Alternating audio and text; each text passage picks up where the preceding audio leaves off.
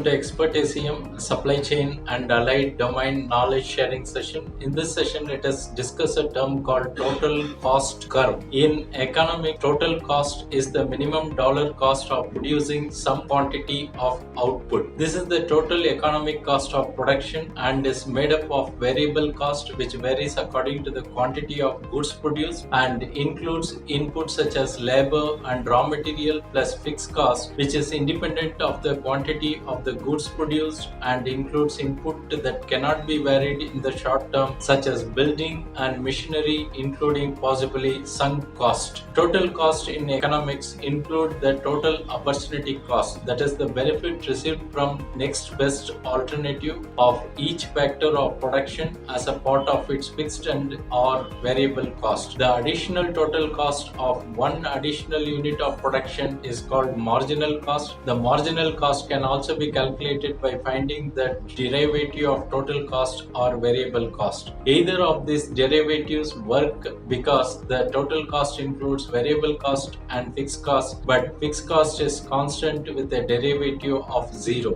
The total cost of producing a specific level of output is the cost of all factors of production. Other economic model use the total variable cost curve and therefore total cost curve to illustrate the concepts of increasing and later diminishing marginal return. In marketing, it is necessary to know how total cost divide between variable and fixed. This distinction is crucial in forecasting the earning generated by various changes in unit sales and thus the financial impact of proposed marketing campaigns. Thanks for watching. Bye.